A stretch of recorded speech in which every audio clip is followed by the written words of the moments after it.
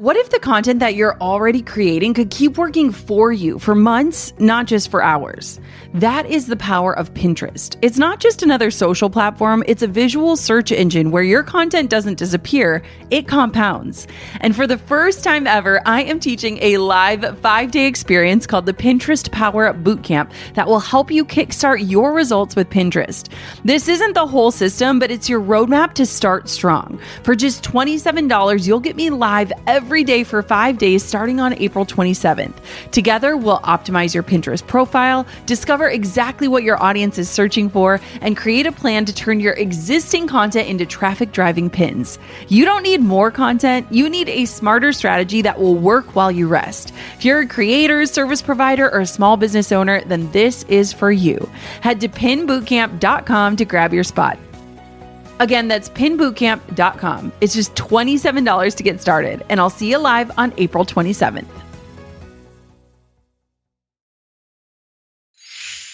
This episode is brought to you by Shippo, your one-stop solution for shipping labels, helping small businesses like yours save up to 90% off retail rates. For a limited time, Shippo is offering listeners $25 in Shippo credit when you spend your first $25. That means shipping your first few packages is basically free. I'll never forget those early days after launching my online shop. Our living room was filled with products, and I was taping up boxes late at night, printing shipping labels manually, and paying full price from the big carriers. It was really exciting, but shipping was hands down the most stressful part. That's why I wish I had Shippo sooner. With Shippo, you can manage all your orders from one dashboard, get the best discounted rates from top carriers, connect your stores, and print labels in batches. It is a total sanity saver. So head on over to shippo.com/goaldigger and claim your spend 25, get 25 offer today. That's shippo.com/goaldigger. The brands that succeed focus on long-term growth and consistency, not just the short-term win. So while one and done campaigns are still powerful, I would challenge you to think bigger and more long-term. So while the 40-cent leads may be over, it's still a wonderful strategy. I'm Jenna Kutcher, your host of the Goal Digger podcast. I escaped the corporate world at the age of 23 with nothing more than a $300 camera from Craigslist and a dream. Now I'm running a 7-figure online business that feels even better than it looks, all from my house in small town Minnesota with my family. Here, we value time as our currency. We mix the woo and the work, and we are in the pursuit of building businesses that give us the freedom to live lives that we love. I've always loved turning big goals into reality, and I'm here to help you do the same. This isn't just a peek behind the curtain. Come along with me and my guests as we tear the whole curtain down. Every week, we tackle practical, no-fluff marketing strategies and host honest discussions on what works and what doesn't. Join me and my expert guests for actionable insights to help you grow your dream business with confidence. Pull up a seat and get ready to be challenged, inspired, and empowered. This is the Goal Digger Podcast. Let's be real. Paid ads have changed a lot over the years, and keeping up with what actually works can feel like trying to hit a moving target.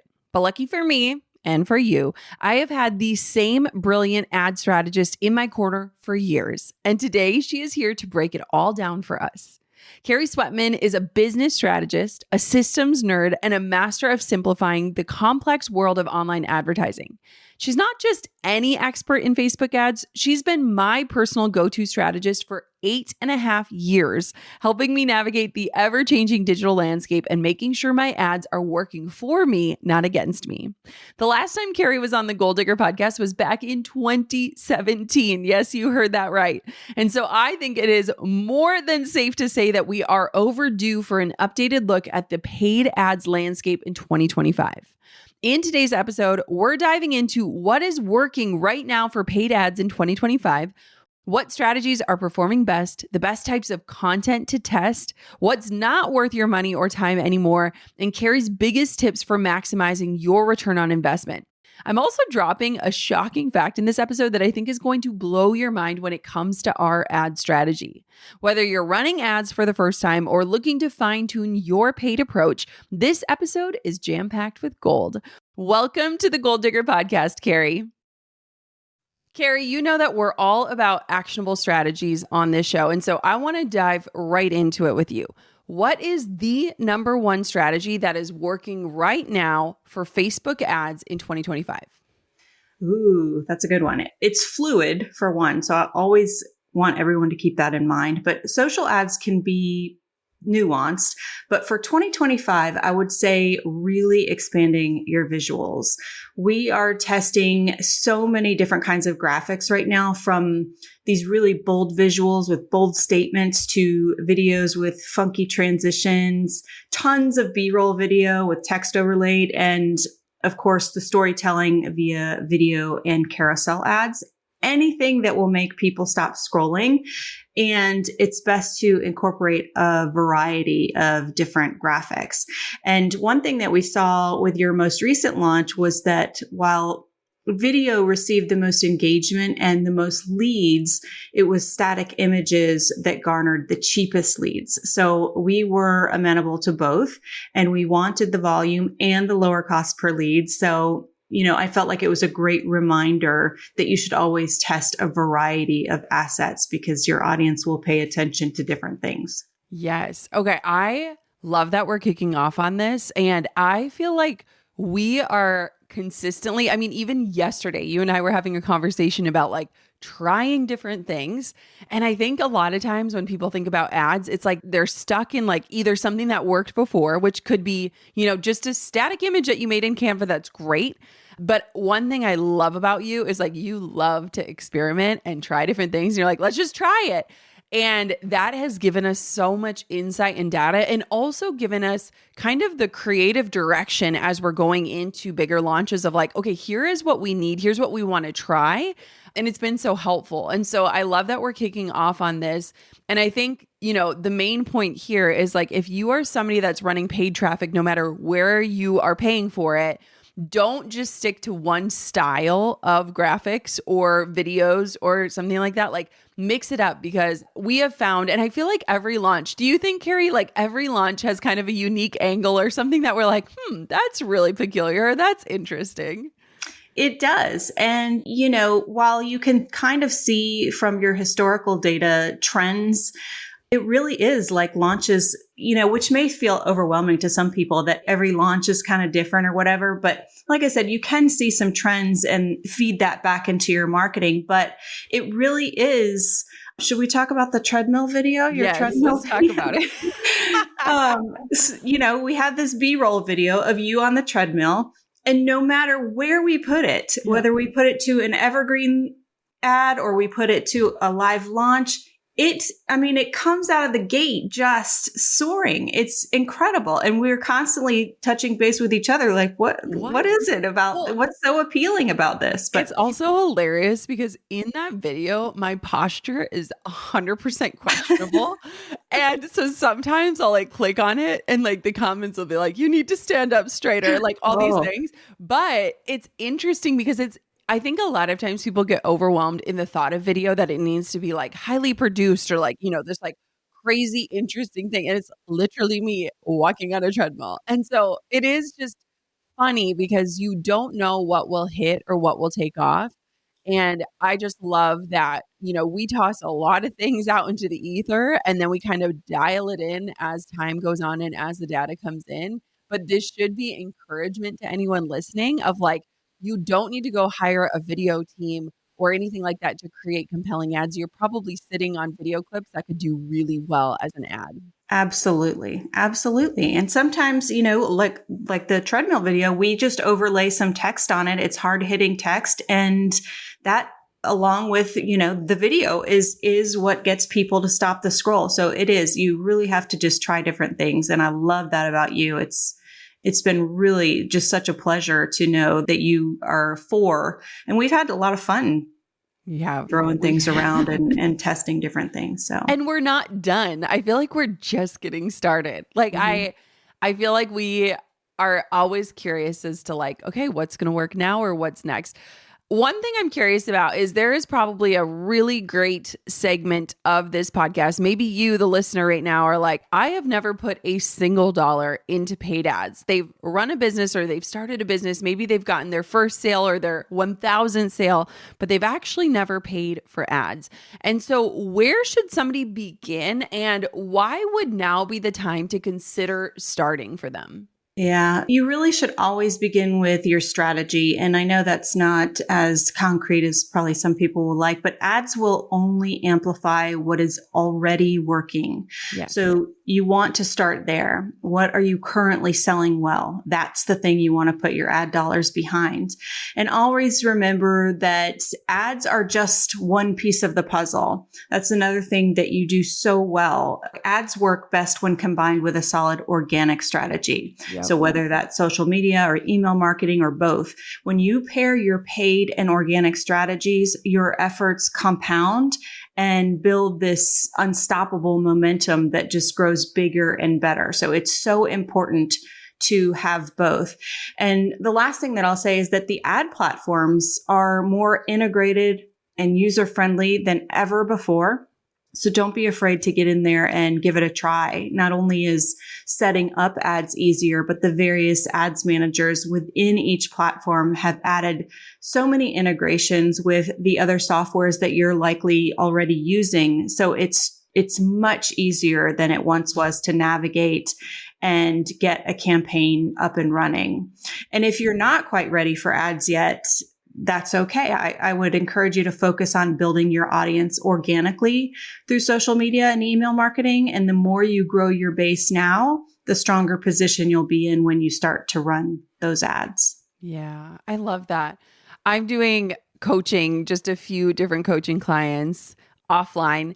And one of them I sent over to you. And I had been talking to her because she is an incredible entrepreneur. She runs a multi-million-dollar business and she's never put a penny into paid ads. And I was blown away. Like, I was blown away because she has the system, and she basically was asking me, like, how do I make this more sustainable? Because I cannot keep running and live launching and doing all of this to get the same results. And so immediately I was like, wow, you already have the proven system. You already have the funnels. You already have the content. You already have the audience. Like, imagine what could happen if you put some paid ad dollars behind it. And it was just this realization of, like, ads can be like throwing gasoline on the fire, but the fire has to exist first, right? Like, the flame has to be there for the gasoline to make the impact. And so I love that advice that you're giving of, like, get a proven funnel or strategy or sales, a means of making sales, and then consider putting paid ad dollars. And I couldn't agree more with that.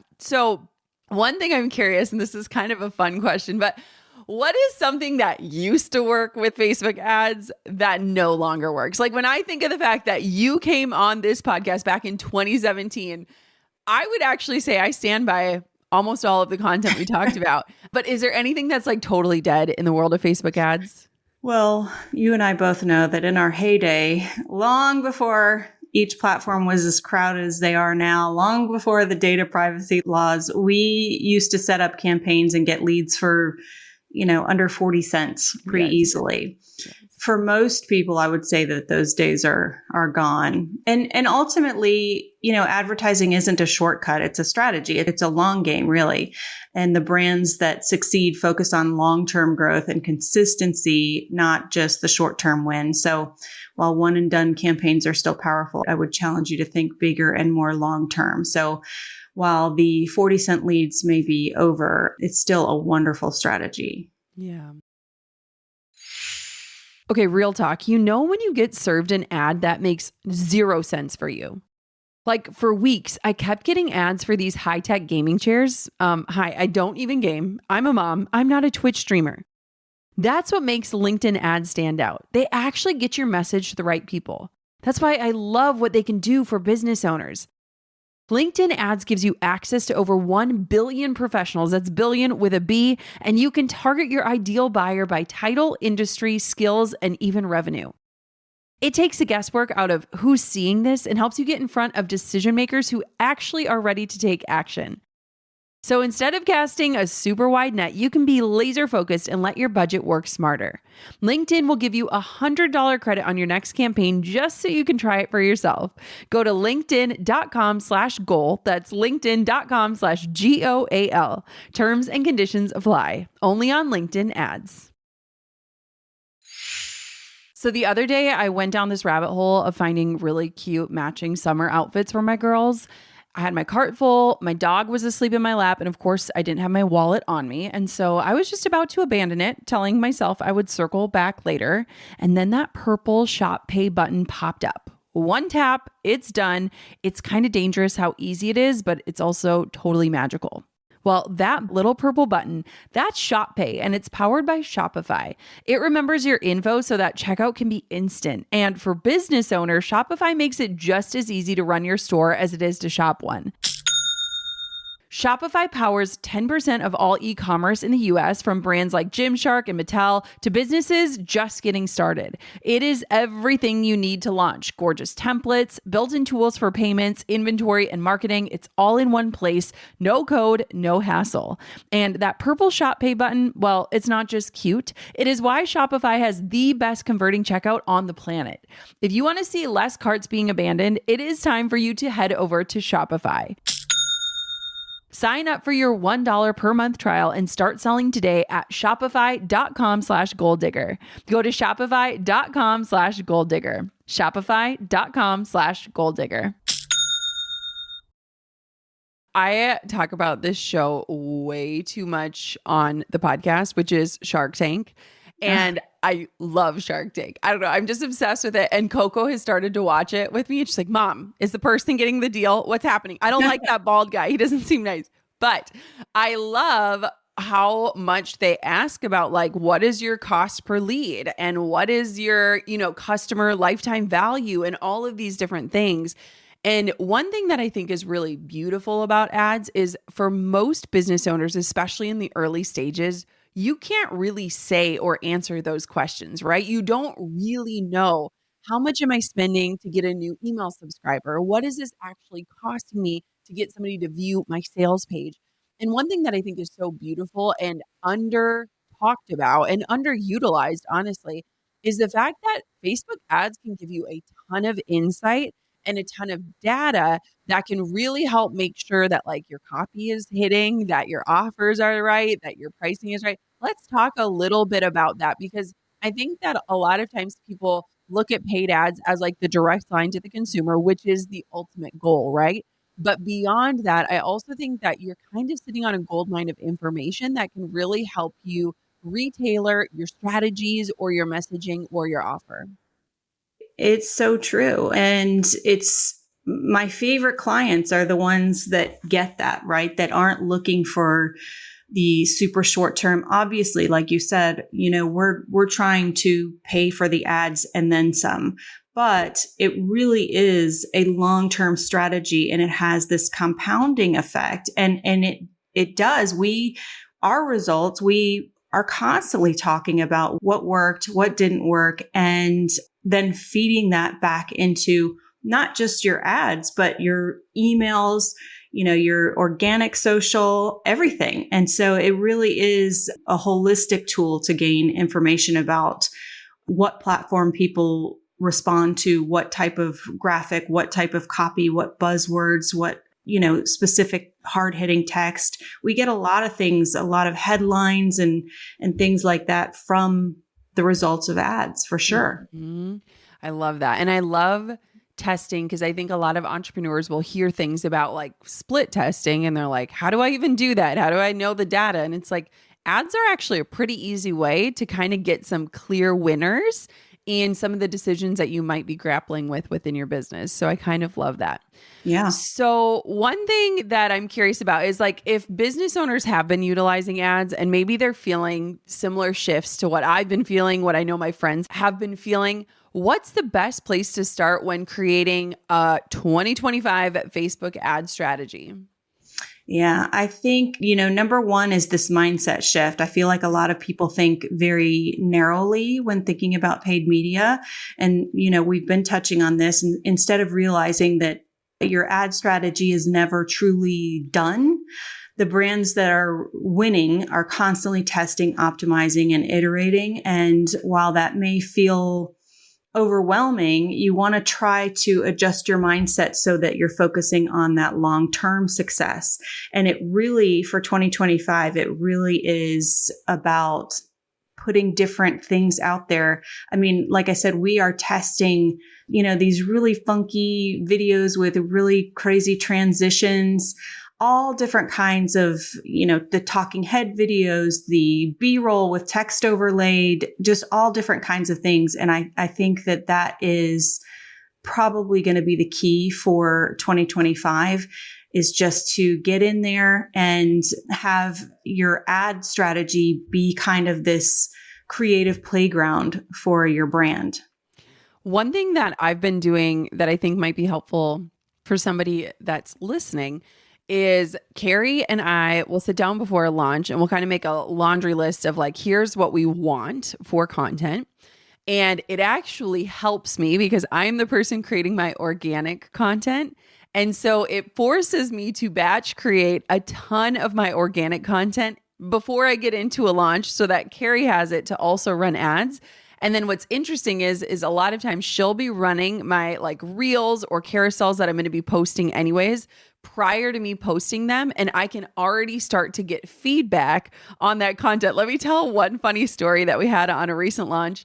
I had created this carousel about starting my podcast. And on one of the slides, I had made a remark of like, I was nervous for my husband to hear me like speaking. And I worded it poorly. I worded it like I thought it made sense in my mind. And so Carrie posts up this carousel and all of a sudden I'm like clicking on the ad comments and all these people are like, I hope you left that husband and all this stuff. And I was like, I messaged her and I'm like, oh my gosh, I didn't mean that when I said that on that slide. And so we pulled that ad down and it helped me tweak the copy on that carousel before I posted it on my own feed, which I was like so grateful for. But that's a funny example. But one thing that's helpful on that is I think a lot of times when entrepreneurs get into a launch, whether you're launching a product, a service, or an offer, the last thing you want to be doing is sitting there at 7 p.m. thinking, what am I going to post today? I know I should be posting something and I have nothing to post.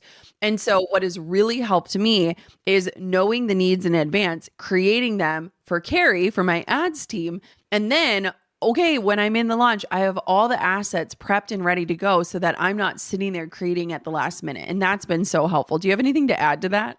It's huge. Yeah. I mean, it really is huge. If you're, into energy, it really it really makes the energy for a launch, especially, so much better. And there is something to that. I can feel it on my end when people are scrambling, and it just makes for a much better, more seamless launch. I love that. Yes. Okay, so I want to know, what is your take on ad budgets? So like, what is the minimum someone should spend to actually see results? Like, where do you recommend people putting their dollars and like kind of focusing their efforts? Yeah, I feel like this is the one question that everyone's always trying to pin me down on Yes. for years and years and years. And the answer is, as annoying as I'm going to be, it depends on your goals. And the cool thing about most platforms is that you can get started for very little, $5 a day, or sometimes even less than that. But the truth is, you're not going to get very far with that. And it's going to take a long time to get decent data, basically. So particularly with the way that the algorithm is currently, it really needs to see a certain number of conversions each week in order for it to optimize and continue to produce results. So you don't want to shoot yourself in the foot by not allotting enough budget. Having said that, 99.9% of the time, your ad spend should be tied to your goals. So when people ask me, what should I choose as a budget? I will always say, how many leads are you trying to get? Or what is your revenue goal? You know this very well. But when you're first starting out and until you have some historical data, you will end up kind of picking a number out of thin air. Mm-hmm. I would say, if you're doing a lead gen campaign, don't do something less than like $30 a day, but very quickly you'll see what your cost per lead is or your cost per purchase. And then it's a simple math equation from there and you can adjust your budget. One thing let's talk about, because I don't think people realize this, Carrie, is that it takes a little bit for the ad to like settle and the costs to go down. Can you explain that? Because I think some people might pop up an ad and their cost per lead is higher than they were anticipating and they panic and shut it off. So let's talk about that process of it kind of figuring it out and going down, or how you make the call to like pull the plug, like this isn't working. Right. So you truly do have to give it several days. The way that Facebook in particular pushes their ads out is to a small amount of people, and then they see the results, and then it kind of goes from there. So it does really take several days to optimize. With Pinterest specifically, it takes a while. It takes a good week, I would say, maybe even more, for it to settle down, for it to optimize and kind of become what we call stable. So yeah, you do have to be patient. I'm queen of, especially when we launch, I have to kind of sit on my hands to, which is so hard for you to do. It is. It really is. But yeah, you have to give it some time to optimize. So be patient, don't panic, and then give it some time, and then you can adjust. Let's talk about Pinterest. I was actually I have a couple different text threads with some other female entrepreneurs, and I was telling them about our recent launch and Pinterest and how we did on our Pinterest ads. Can we talk a little bit about that here? Because I thought this was one of the biggest takeaways for me for 2025. Yeah. And really, me too. When I see the reports come across for you for Pinterest for the last few months, it just keeps getting better and better. I mean, it is really fun. It's advertising across multiple platforms will let you reach people at different points in their customer journey. Someone might first discover your brand on Pinterest and then see your Instagram or Facebook ads later on. It creates a more diversified opportunity for you to reach people where they are on, across multiple platforms. We have had huge success with Pinterest for your brand, and Pinterest really has made a solid effort lately to connect with advertisers, to educate and evolve their tools. So if you are advertising on Pinterest, there, you'll probably get an email with some sort of rep that you can bounce questions off of and work with to improve your ads. And it's been a really, really fun experience. Yeah, it was interesting in our last launch. Our Pinterest leads were more affordable than our Facebook ones, and they performed very similarly in terms of their purchasing decisions, which to me was incredibly promising and also just exciting because I do feel like, love it or hate it, certain entrepreneurs are kind of over meta and the control that they have over all of the platforms. And so it is helpful to know there are platforms like LinkedIn, which works really well for B2B businesses. There are platforms like Pinterest that are amazing, especially if you have any visual aspect of your business or you can visually show whatever it is that you're creating or selling. And so I just think too, don't sleep on the fact that there are many different ways that you can do paid strategies. And we have basically like kind of tried them all in different areas to figure out like where are the people that we're trying to connect with and what does that look like? Do you have anything to add to that, Carrie? I mean, you said it perfectly. It really, you want to think about your customer. And if you think about who's on Pinterest versus who is on Facebook or Instagram, it's a different person, and so it does allow you for a more diversified experience and to reach people in different places. And I think it's key to a holistic marketing strategy. This episode of the Goal Digger Podcast is sponsored by Mercury, a business banking solution built for the way modern entrepreneurs actually work. Lately, I've been exploring new tools to better support my business finances. And when I started asking around, my friend and fellow entrepreneur, Hala, immediately said, Jenna, you've got to check out Mercury. She's been using it for her business and had glowing things to say. So, of course, I had to look into it. And honestly, I get the hype. With Mercury, you can track cash flow, send international payments, issue virtual cards, and even apply for capital all from one dashboard. Their credit cards come with a 1.5% cash back. And if you're working with international vendors, Mercury offers free domestic and international wires in US dollars. So if you're in that same season of figuring out what's next for your business finances, Mercury just might be the partner you've been looking for. Mercury is a technology company, not a bank. Check show notes for details. Deposit $5,000 or spend $5,000 using your Mercury credit card within the first 90 days in order to earn $250.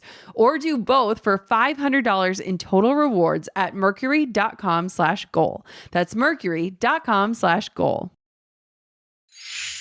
I will never forget one of the first big girl moments I had in business. It was when I finally released the white knuckle grip I had on my business and I finally decided to hire help. I was so excited to get help, but I quickly became so overwhelmed because I didn't know the first thing about payroll or how to stay on top of taxes as a business owner. And trust me, I just wanted to do it right without spending hours buried in paperwork.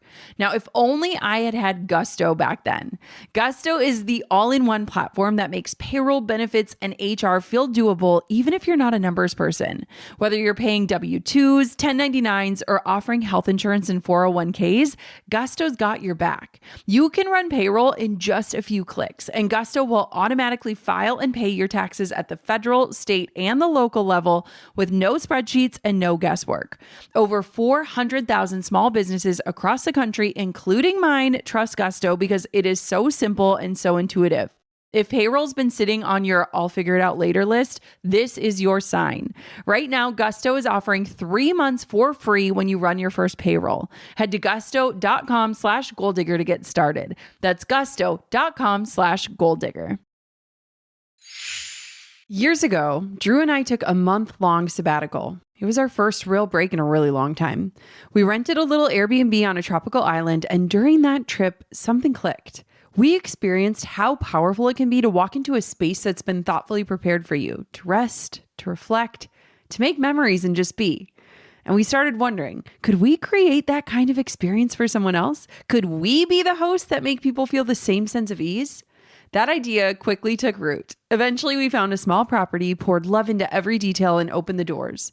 Over the years, we've had the honor of welcoming hundreds of guests, and it all started because we experienced the magic of being a guest first. Of course, hosting has its own learning curves, especially when your property is far from home. If we'd have had Airbnb's co-host network back then, I would have jumped at the chance. It lets you team up with a local co-host who can manage bookings, message guests, and handle all the on-the-ground details so you're not doing it all yourself. It's a kind of support that helps you start small, start smart, and still give your guests a 5-star experience. So if you've ever wondered if you could host, this is your sign to explore it. Find your co-host and get started at airbnb.com/host. Okay, I want to say something that might shock people, but in the 8.5 years that you and I have worked together, how many times have we totally shut off all of our ads? I don't think we've ever shut off all your ads. I don't think people realize that we are constantly running ads. In 8.5 years, I don't think there's been a single day that we have not had a paid ad strategy running. And I think some people's minds were just blown because I think that a lot of times people only turn to ads when it's time to sell something. So let's talk about the approach we take because this is about to save people a lot of time, a lot of frustration, and a lot of money. So can you tell people what are we running ads to when we're not actively launching something? Right. So we are constantly running campaigns, evergreen campaigns. So you are 365 days a year generating leads, engaging people. We're setting up these, we just were talking about setting up these new engagement ads for the podcast. I mean, we are constantly engaging new people, reaching out to people, educating, bringing awareness to the brand. And you're right, ads aren't just about selling something, although of course that's the goal.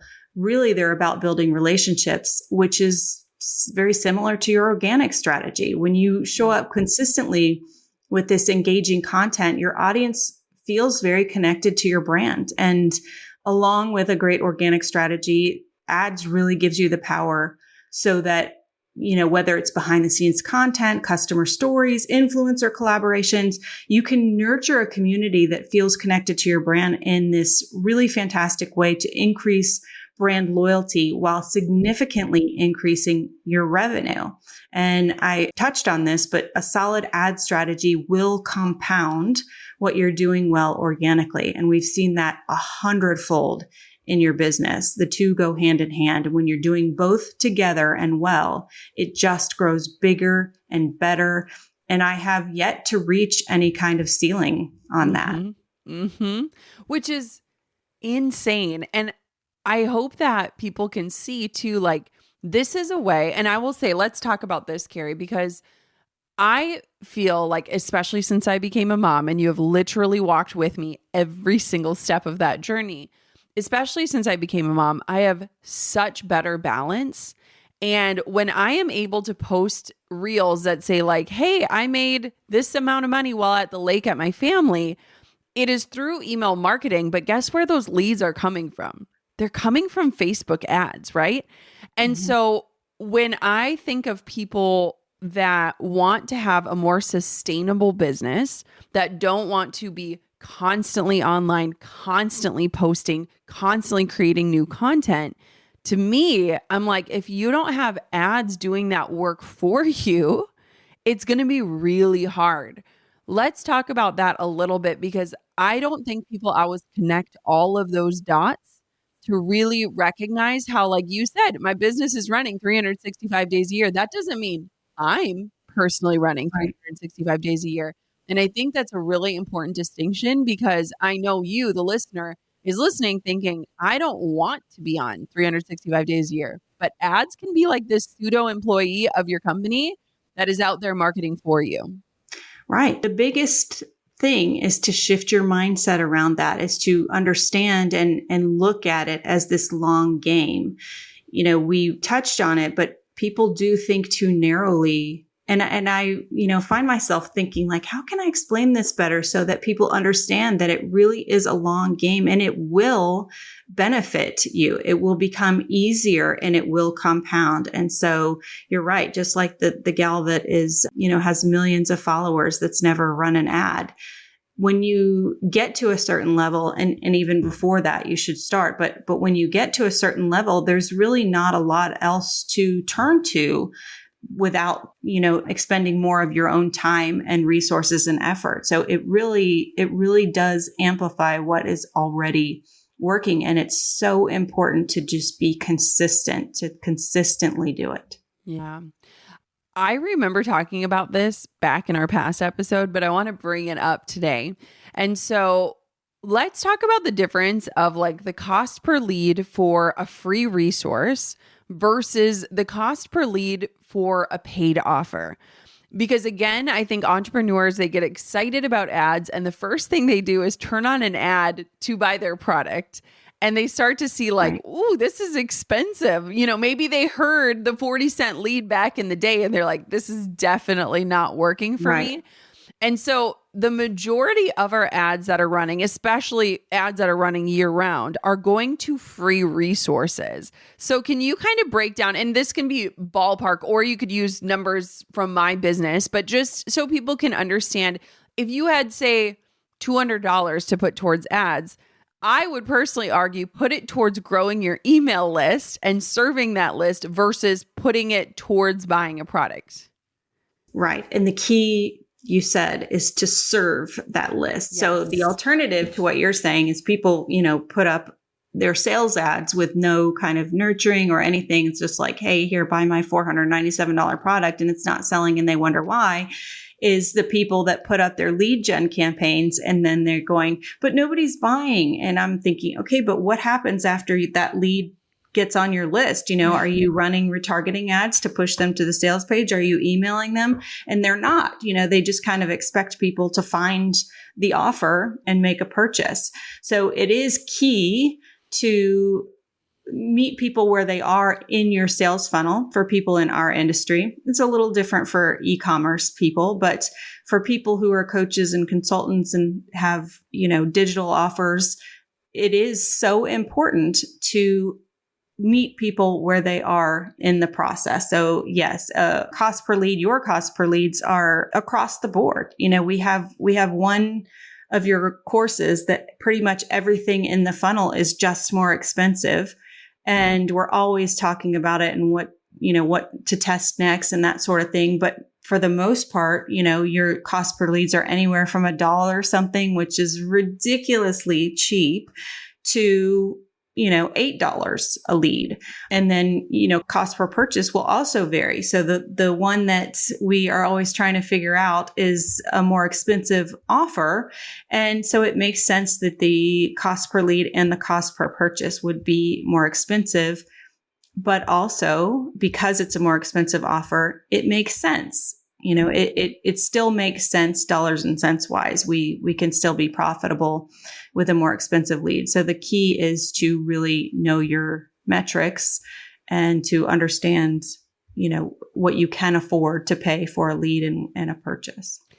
And I think too, this is such a good place to talk about getting comfortable in knowing some of those numbers, because it makes it a lot easier to stomach, say, spending $30 to get a sale if the sale is $300, right? If you said to any listener, give me $30 and at the end of the day, I'll give you $300, I'm pretty sure everyone would take that. And so if you don't know what that lead is going to turn into, or what the lifetime value of your customer is, or opportunities you have to serve them and then cross-sell to them, it's going to be really hard for you to put money down with confidence, knowing that on the back end, there are so many male entrepreneurs that are in my circle that are bullish when it comes to Facebook ads, where they will spend $1 if they're going to make $1.01. And they will do that all day long. If there is any cent that is a right side for them, they will go for it.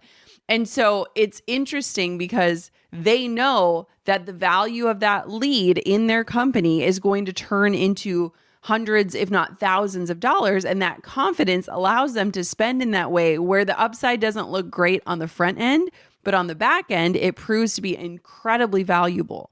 And so for people that are listening, I would say start to get comfortable in knowing your numbers, start to figure out what numbers you can pull out, because that will kind of give you the ruler to hold your ads up to and to be able to make confident investing decisions. What's something, Carrie, that you would say in terms of like mindset someone needs to focus on before they go into paid ads or before they scale paid ads? Because I think you probably deal a lot with mindset obstacles as much as you deal with like actual ad objective obstacles. Right. And it really is that long game. People just look at ads way too narrowly. So it really is just shifting your mindset to the long-term strategy. You said, we've been doing this for 8.5 years, almost 9 years here in a few months, and we've never turned off all of the ads. So that's how people need to view it. It just needs to be part of your ongoing marketing business if you want to compound and grow bigger. That sort of mindset shift, I'm always battling with people. Just recently, a client was saying, let's turn off all of the evergreen ads while we're launching. But I was able to go back to the data and say, hey, look, the last time we launched this, we did run evergreen ads and it was another 10K in revenue. Yeah. Just because of the momentum. It really just is a long-term game. Yeah.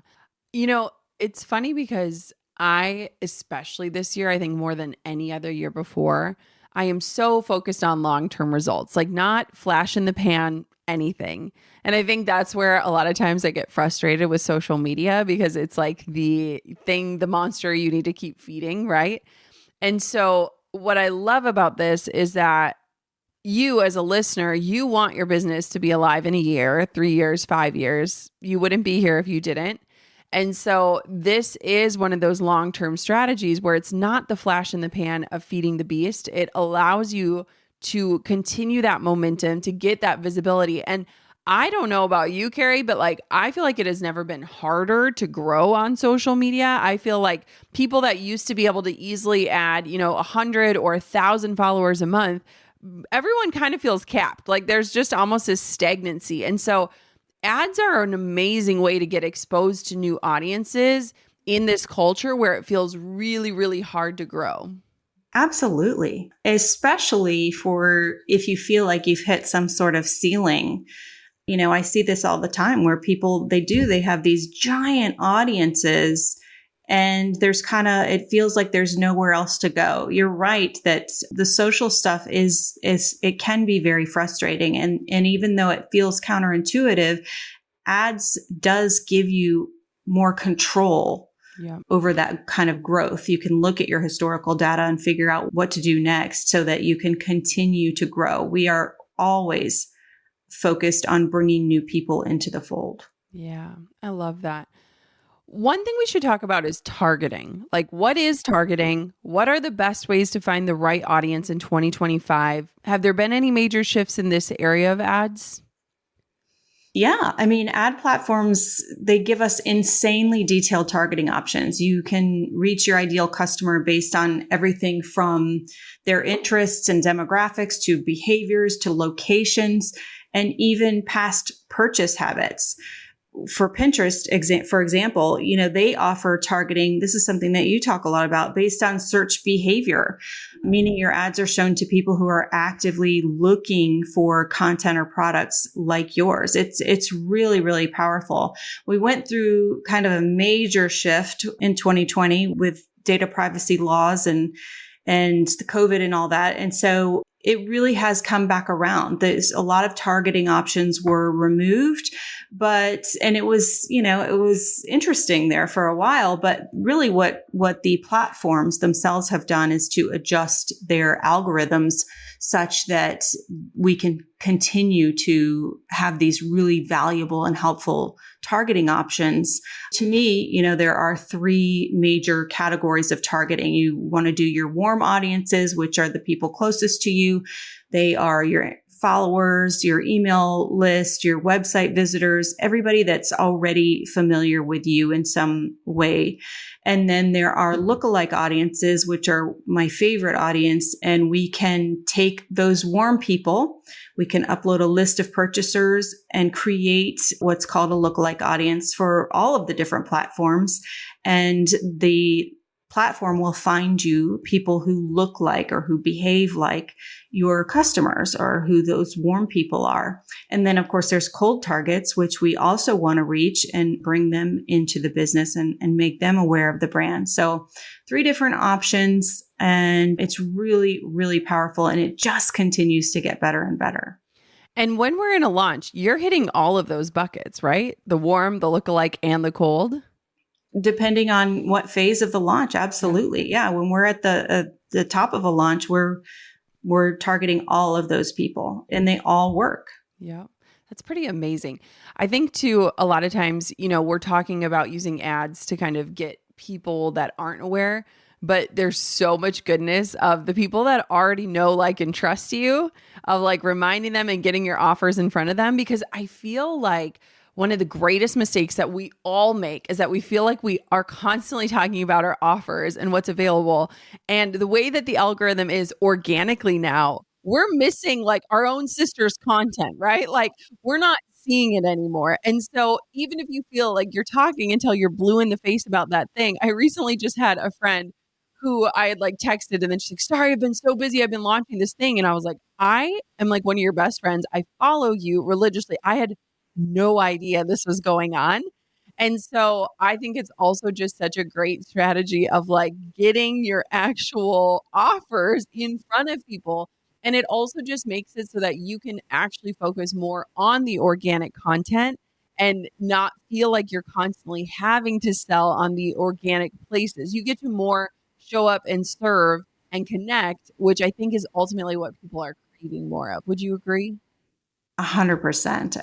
It's so wild how the organic stuff works and that algorithm works.